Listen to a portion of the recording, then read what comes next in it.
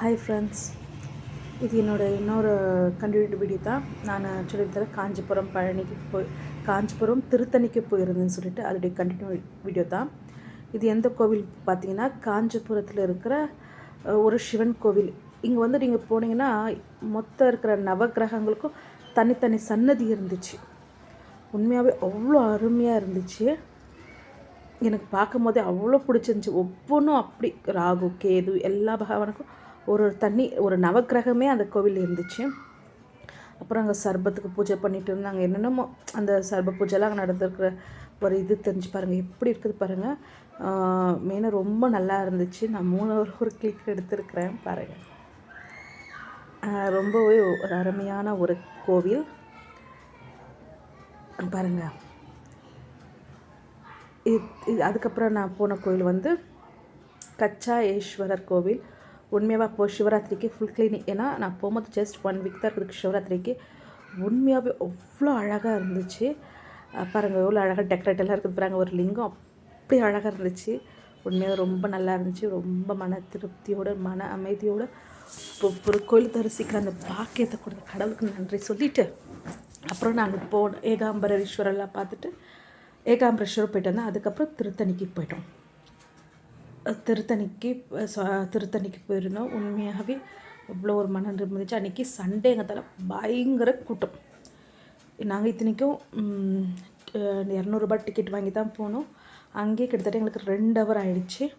அங்கே முருகரை தரிச்சிட்டு, ஆனால் நல்லா தரிசித்தோம். முருகர் வள்ளி தேவானோட அழகாக தரிசிச்சுட்டு அப்படியே ஒரு சுற்று வந்துட்டு உண்மை மனசுக்கு அவ்வளோ ஒரு சந்தோஷம், அவ்வளோ ஒரு நிம்மதி. ஏன்னா எதிர்பார்க்காத ஒரு பயணம்னு சொல்வேன் நான். அப்புறம் இதில் வந்து கண்டினியூட்டியாக வந்து நான் சிவராத்திரி அன்னைக்கு நாங்கள் இங்கே ஒசூரில் இருக்கிற சந்திர சௌடேஸ்வரர் கோவில், அது ஒரு 800 ரொம்ப பழமையான ஒரு கோவில். நான் ஆல்ரெடி ஒரு 2-3 டைம் போயிருக்கிறேன். அந்த கோவிலுக்கும் போயிருந்தோம். உண்மையாகவே ரொம்ப நல்லா இருந்துச்சு. ஆனால் பயங்கர க்யூ. அதை பார்த்துட்டு அதுக்கப்புறம் நாங்கள் போந்து வந்து ஒசூரில் இருக்கிற இது பிரத்யுங்கரா தேவி கோவிலுக்கு போயிருந்தோம். அப்புறம் வரவழியில் வந்து பெங்களூரில் வந்து ஒரு மாதாஜி கோவிலுக்கு போயிருந்தோம். உண்மையாகவே ரொம்ப அழகாக இருந்துச்சு. அங்கே சிவராத்திரிக்கு நல்ல டெக்கரேஷன்லாம் பண்ணியிருந்தாங்க பாருங்கள். அந்த சிவனுக்குள்ளே கங்கை தண்ணி ஊற்றுற மாதிரி அழகாக அவ்வளோ அழகாக அது இது பண்ணி வச்சுருந்தாங்க. அதெல்லாம் பார்த்துட்டு உண்மையாகவே திருத்தணி பயணமும் சரி, காஞ்சிபுரம் எதிர்பார்க்காத போன காஞ்சிபுரம் பயணமும் சரி.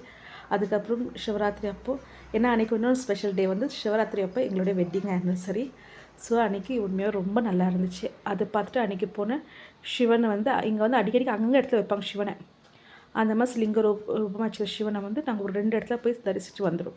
இங்கே நீங்கள் பெங்களூரில் பார்த்தீங்கன்னா கோவிலில் மட்டும் இல்லை, அங்கங்கே செப்பரேட் லிங்க ரூபமாக வச்சு ரொம்ப அழகாக டெக்கரேஷன் பண்ணி அதுக்கு பூஜைத்து அதுக்கு அபிஷேகத்துக்கு நமக்கு இது பண்ணுவாங்க. அவ்வளோ பெரிய கூட்டமாக இருக்கிற கோவிலில் போயிட்டு பார்க்குறதுக்கு, ஏன்னா பெங்களூரில் ஒரு சிவன் கோயிலுக்கும் நுழைய முடியாது. அதனால் இப்படி போய் நாங்கள் ஆறாமல் பார்த்து சாமி தரிசிச்சுட்டு வந்துட்டோம். ஏன்னா எங்கேயுமே அவர் இருப்பார் இல்லை, அவரை தரிசிக்கிறதுக்கு கோவில் தான் போன நிலை. எங்கேயும் போய் தரிசிக்கலாம்.